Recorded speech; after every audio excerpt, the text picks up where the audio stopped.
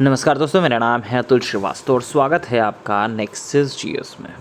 आज है 13 मई 2025 और जीएस का लेक्चर है। आज जीएस का टेस्ट है। लगातार ये टेस्ट हो रहा है सोमवार से शनिवार रात 8 बजे। ये टेस्ट नेक्सस जीएस के फेसबुक चैनल और नेक्सस जीएस के यूट्यूब चैनल पर अपडेट किया जाता है। इस टेस्ट सीरीज का जो मुख्य उद्देश्य है वो समीक्षा अधिकारी और यूपी पीसीएस प्रीलिम्स की जो परीक्षा है उसमें मैक्सिमम क्वेश्चंस इसी सीरीज़ से देने का है। और यकीन मानिए, जिस दिन आप एग्ज़ामिनेशन देंगे आप इस सीरीज़ को ज़रूर याद रखेंगे कि इस सीरीज़ में किस तरह के क्वेश्चन दिए गए थे। इस क्वेश्चन जो कह सकते हैं कि सीरीज़ का जो बेस है, कहाँ से क्वेश्चन किस तरह से बनाए जाते हैं, जो जिसके आने के चांसेस हैं कि हाँ ये क्वेश्चन पूछे जा सकते हैं, किस प्रकार से बनाया जाता है, उसके बारे में बात करें तो दो तरीके की चीज़ें होती हैं। जीएस अगर आप पढ़ते हैं तो दो तरीके की चीज़ें होती हैं जो एग्ज़ामिनेशन क्वालिफाई करने में सहायक होती हैं। पहली तो होती है पीवाईक्यू, दूसरा जो होता है वो आपका करंट रिलेटेड जीएस होता है। तो दोनों ही स्रोत हम फॉलो करते हैं, पीवाईक्यू और करंट रिलेटेड जीएस, दोनों ही स्रोत को मिक्स करके आपके लिए क्वेश्चन बनाए जाते हैं। और ये जो क्वेश्चंस आपको दिए जा रहे हैं पेड जो आपकी क्लासेस चलती हैं नेक्सस जीएस की तरफ से उसका ही पार्ट है। उसके ही क्लास के जो टेस्ट पेपर्स हैं वो आपको प्रोवाइड किए जाते हैं जिससे आपकी तैयारी भी अच्छे से हो सके। बस दोनों में अंतर ये है कि वहाँ पे टेस्ट पेपर होने के बाद उनको पीडीएफ भी प्रोवाइड कर दी जाती है और पब्लिक जो टेलीग्राम चैनल है वहाँ पे पीडीएफ नहीं दी जाती हैं। जब आप पेड क्लासेस लेते हैं तो वहाँ पे पीडीएफ एवरीथिंग आपको मिल जाती है, चाहे वो क्लास हो, हर एक चीज़ आपको मिलती है। यहाँ पे जो हमारा मुख्य उद्देश्य है वो ज़्यादा से ज़्यादा आपको प्रैक्टिस करानी है। चलिए, भारतीय राष्ट्रीय कांग्रेस का चौथा अधिवेशन 1888 में कहाँ हुआ था? देखिए, भारतीय राष्ट्रीय कांग्रेस का जो चौथा अधिवेशन हुआ था इलाहाबाद में हुआ था और 1888 में हुआ था, जिसकी अध्यक्षता जॉर्ज जियोले द्वारा की गई थी। तो इलाहाबाद में हुआ था। 1888 में कांग्रेस अधिवेशन की अध्यक्षता किसने की थी? तो जॉर्ज जियोले, जैसे मैंने बताया। निम्न में से कौन कभी भारतीय राष्ट्रीय कांग्रेस के अध्यक्ष नहीं रहे थे? बाल गंगाधर तिलक साहब जो थे उन्होंने कभी भी भारतीय राष्ट्रीय कांग्रेस की अध्यक्षता नहीं की थी। अखिल भारतीय कांग्रेस की पहली महिला अध्यक्ष कौन थी? तो एनी बेसेंट थी। 1917 का अधिवेशन था तो अखिल भारतीय कांग्रेस की जो पहली महिला अध्यक्ष थी 1917 में कलकत्ता अधिवेशन की अध्यक्षता एनी बेसेंट ने की। और भारतीय राष्ट्रीय कांग्रेस की जो पहली भारतीय महिला अध्यक्ष थी 1925 में कानपुर में श्रीमती सरोजनी नायडू ने उस चीज़ की अध्यक्षता की थी, उस अधिवेशन की अध्यक्षता की थी। 1925 से आपका 100 साल कंप्लीट हुए हैं। मे बी इससे रिलेटेड क्वेश्चन आपके एग्जामिनेशन में पूछ लिया जाए। देखिए, करंट रिलेटेड जीएस इसी तरह से चलता है, एग्जामिनेशन में भी इसी पैटर्न पे क्वेश्चन पूछे जाते हैं। कांग्रेस की पहली भारतीय महिला अध्यक्ष कौन थी? तो सरोजनी नायडू, जैसे मैंने अभी बताया। स्वराज मेरा जन्मसिद्ध अधिकार है और मैं ऐसे लेकर रहूँगा, तो ये कथन किससे कहा गया था? तो 1916 का लखनऊ अधिवेशन था। बाल गंगाधर तिलक साहब ने कहा था स्वराज मेरा जन्मसिद्ध अधिकार है और मैं इसे लेकर रहूँगा। कांग्रेस पतन की ओर लड़खड़ा रही है, यह कथन किसका था? देखिए, कांग्रेस जो है पतन की ओर लड़खड़ा रही है। मेरी सबसे बड़ी अभिलाषा है कि जब तक मैं भारत में हूँ कांग्रेस की शांतिपूर्ण समाप्ति में सहयोग कर सकूँ। ये स्टेटमेंट जो है वो लॉर्ड कर्जन का है। पहला ऑप्शन सही हो जाएगा। गांधी जी ने स्वतंत्रता के बाद कांग्रेस के बारे में क्या सुझाव दिया था? तो भारत की स्वतंत्रता प्राप्ति के बाद महात्मा गांधी साहब ने सुझाव दिया था कि अब भारतीय राष्ट्रीय कांग्रेस को समाप्त कर देना चाहिए। तो इसे समाप्त कर देना चाहिए, मतलब इसे भंग कर देना चाहिए। सेकंड ऑप्शन सही होगा। नागपुर अधिवेशन 1920 की अध्यक्षता किसने की थी? नागपुर अधिवेशन 1920 की अध्यक्षता सी विजय राघव चेरियार ने की थी और इसी अधिवेशन में भारतीय राष्ट्रीय कांग्रेस ने पहली बार भारतीय रियासतों के प्रति अपनी नीति की घोषणा की थी। नेक्स्ट है, भारतीय रियासतों पर कांग्रेस की नीति की पहली घोषणा कब हुई थी? जैसे मैंने बताया कि 1920 में ही हुई थी। अखिल भारतीय हरिजन सेवक संघ, इसकी स्थापना किसने की थी? तो अखिल भारतीय हरिजन सेवक संघ की स्थापना वर्ष 1932 में की गई थी और महात्मा गांधी साहब ने की थी। थर्ड ऑप्शन सही होगा। गांधी जी ने किस अधिवेशन की अध्यक्षता की थी?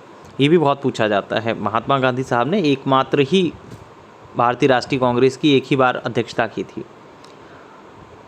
1924 की बात है। 1924 का बेलगांव अधिवेशन था जिसकी अध्यक्षता की थी। कल मैंने शायद क्वेश्चन पूछा भी था, टेस्ट पेपर में भी पूछा था, या मॉर्निंग की टेस्ट पेपर में पूछा था।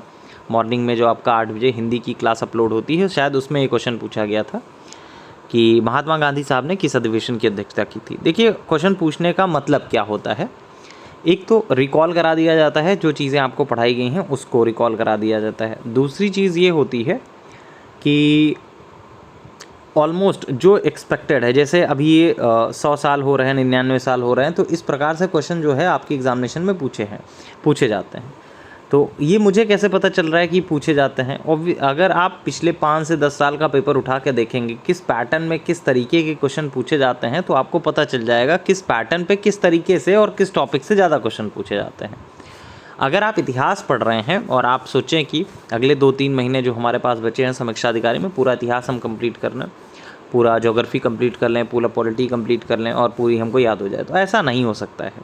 कोई भी किताब आप याद नहीं कर सकते हैं, ठीक है। और समझने वाली चीज़ इसमें होती नहीं है कि आप समझ गए और आपका काम हो गया, ऐसा कुछ नहीं है। आपको पता होना चाहिए कि गांधी जी ने किस अधिवेशन की अध्यक्षता की थी, ठीक है। ये फैक्ट है जो आपको पता होना चाहिए। और फैक्ट याद करने का तरीका क्या होगा, आपको प्रॉपर पता होना चाहिए कि किस टॉपिक से किस तरह के क्वेश्चन पूछे जाते हैं। जैसे हिस्ट्री आप पढ़ रहे हैं तो इसमें कौन सा टॉपिक ऐसा है जहाँ से ज़्यादा क्वेश्चन पूछे जाते हैं, पिछले 10 साल में किस टॉपिक से ज़्यादा क्वेश्चन पूछे गए हैं, एंशिएंट हिस्ट्री से कि मिडिवल हिस्ट्री से कि मॉडर्न हिस्ट्री से।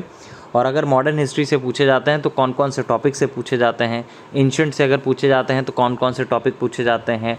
जैसे आप सभी को पता है कि एंशिएंट हिस्ट्री से ज़्यादा क्वेश्चन जो पूछे जाते हैं बुद्ध, जैन, मौर्य, गुप्त, इन सबसे ज़्यादा क्वेश्चन पूछे जाते हैं। बाकी अगर इतिहास की आप एंशिएंट हिस्ट्री पढ़ते हैं तो पढ़ते रहिए, बहुत सारा डाटा है उसमें, लेकिन आपको जो फोकस करना है, ज़्यादा से ज़्यादा रिवीजन करना है, वो इन्हीं टॉपिक पे करना है।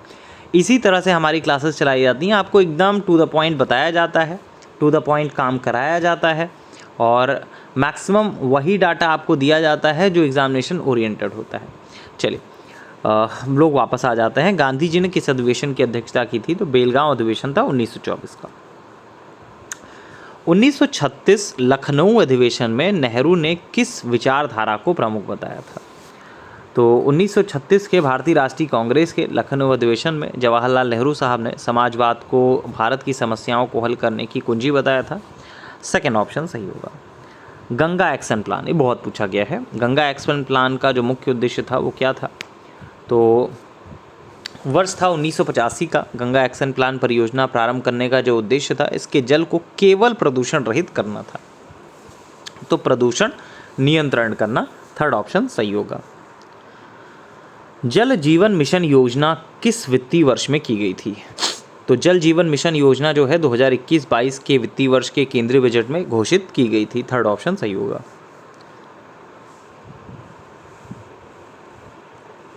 गुलामगिरी, गुलामगिरी जो है पुस्तक के लेखक ज्योतिबा फुले साहब हैं और ज्योतिबा फुले जी जो हैं वो सत्यशोधक समाज से भी संबंधित हैं।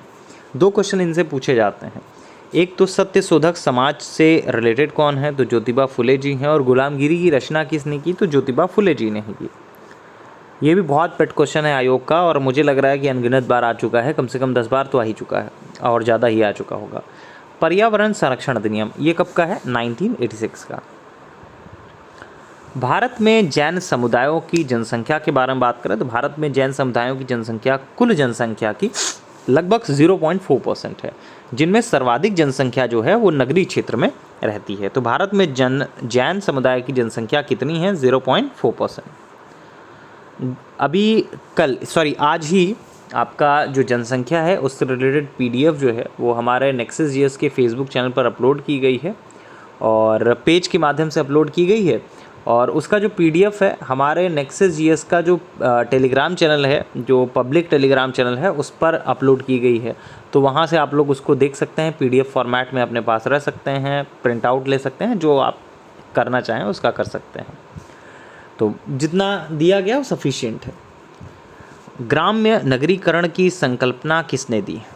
तो समाजवाद शास्त्री थे GS घुर्वे, इन्होंने ग्राम नगरीकरण के विचार को विस्तार से बताया था। Second option. नेक्स्ट है करतनिया घाट वन्यजीव विहार कहाँ पे स्थित है? तो करतनिया घाट जो है बहराइच में स्थित है, इसकी स्थापना 1975 में की गई थी। कराकुम मरुस्थल कहाँ स्थित है? कराकुम मरुस्थल जो है मध्य एशिया में स्थित है और ये एक रेगिस्तान है।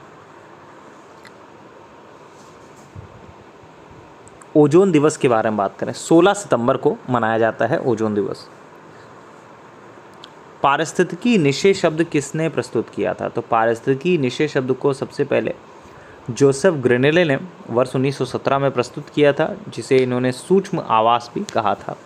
को ग्रेनेले, देखिए जिसने पढ़ाई की होगी उसको समझ में आ रहा होगा कि जितने भी क्वेश्चंस आपको पढ़ाए जा रहे हैं सारे के सारे इंपॉर्टेंट हैं, एक भी आपसे मिस नहीं होना चाहिए, एक भी क्वेश्चन आपसे छूटना नहीं चाहिए, ठीक है। अगर आपको नहीं आ रहा है तो इसका मतलब है तैयारी में बहुत कमी है, आपको पढ़ाई अच्छे से करनी चाहिए। अगर एग्जामिनेशन क्रैक करना है तो आपका बहुत ज़्यादा पढ़ना इंपॉर्टेंट नहीं है, लिमिटेड पढ़ना है, लेकिन आपको वही पढ़ना है जो परीक्षा उपयोगी हो। मार्जिनल मैन की संकल्पना किसने दी? तो मार्जिनल मैन की संकल्पना का जो प्रतिपादन किया था रॉबर्ट ई पार्क ने किया था, थर्ड ऑप्शन। अटल नवोन्मेष के बारे में बात करें तो अटल नवोन्मेष मिशन भारत में नवाचार और उद्यमिता को बढ़ावा देने के उद्देश्य से नीति आयोग द्वारा शुरू की गई एक अग्रणी पहल है। तो किसने शुरू किया है? नीति आयोग ने। मलेशिया किसके उत्पादन के लिए प्रसिद्ध है? तो मलेशिया में रबर, चाय, कहवा तीनों का उत्पादन किया जाता है, लेकिन मलेशिया की जो किंटा घाटी है वो टिन उत्पादन के लिए ज़्यादा फेमस है। तो टिन के लिए कह सकते हैं इसको। सवाना प्रदेशों को किस नाम से जाना जाता है? तो सवाना प्रदेशों को किस नाम से जाना जाता है? बड़े शिकारों की भूमि कहा जाता है। देखिए उष्णकटिबंधीय सवाना प्रदेशों को बड़े शिकारों की भूमि के नाम से जाना जाता है, पूछा भी जाता है आपके एग्जामिनेशन में। डिक्लोफेनिक के बारे में बात करें तो डिक्लोफेनिक जो है एक दर्द निवारक दवा है। सरकार ने इसको कुछ समय के लिए बैन किया था, उसके बाद फिर से इसको रिलीज़ कर दिया गया। एक्चुअली हुआ ये था, जो डिक्लोफेनिक दवा है उसका असर ये हुआ था, जो आपके सोसाइटी में गिद्ध दिखाई पड़ रहे हैं, एनवायरनमेंट में जो गिद्ध दिखाई पड़ रहे थे तो वो गायब होना स्टार्ट हो गया था, लगातार मरना स्टार्ट हो गए थे। और इसके पीछे रीज़न यही है क्योंकि जो गिद्ध हैं वो मरे हुए जानवरों का मांस खाते हैं, ठीक है। और जानवर अगर मरा है तो उसके पहले उसको दर्द निवारक दवा वगैरह इस टाइप से दिया गया, तो उसका इफेक्ट ये पड़ रहा था कि गिद्ध लगातार और डेथ होती जा रही थी, ठीक है। तो इसको डिक्लोफेनिक को बंद किया गया, उसके बाद फिर से स्टार्ट कर दिया गया। खैर तो हो सकता है इसमें कुछ अपग्रेडेशन रहा होगा, तो उससे हम लोगों को बहुत ज़्यादा एग्जामिनेशन पे इफेक्ट नहीं पड़ रहा है, तो उसके बारे में बहुत ज़्यादा मैंने नहीं पढ़ाई की। लेकिन आपके एग्जामिनेशन में क्या आता है ये मुझे पता है कि डिक्लोफेनिक के बारे में पूछा जाता है, तो एक दर्द निवारक दवा है। 1995 में संयुक्त राष्ट्र ने गरीबी के कितने रूप बताए थे? तो संयुक्त राष्ट्र संघ द्वारा 1995 में गरीबों को अत्यधिक गरीबी और कुल गरीबी दो रूपों में परिभाषित किया गया था, तो दो सही होगा। भारत का CAG किस आर्टिकल में वर्णित है? अच्छा क्वेश्चन बताइएगा कि भारत के वर्तमान में CAG हैं कौन, नियंत्रक और महालेखा परीक्षक हैं कौन? ये कमेंट बॉक्स में आपको बताना है कि वर्तमान में भारत के नियंत्रक और महालेखा परीक्षक जो हैं वो कौन हैं। तो आर्टिकल 148 में CAG होता है। वित्त आयोग किस अनुच्छेद में है? आर्टिकल 280 में है। 323A के बारे में बात करें तो ये प्रशासनिक अधिकरण से रिलेटेड है। संघ लोक सेवा आयोग किस आर्टिकल में स्थित है? तो संघ लोक सेवा आयोग आर्टिकल 315 में है। रेटिना की तुलना किससे की जाती है? तो रेटिना की तुलना जो है वो किससे की जाती है? आँख का रेटिना जो है परंपरागत कैमरे की फिल्म की भांति कार्य करता है, तो कैमरे की फिल्म। साल्क वैक्सीन किस रोग से रिलेटेड है? तो साल्क वैक्सीन जो है वो आपका व्याधि से संबंधित है, पोलियो नामक व्याधि से संबंधित है।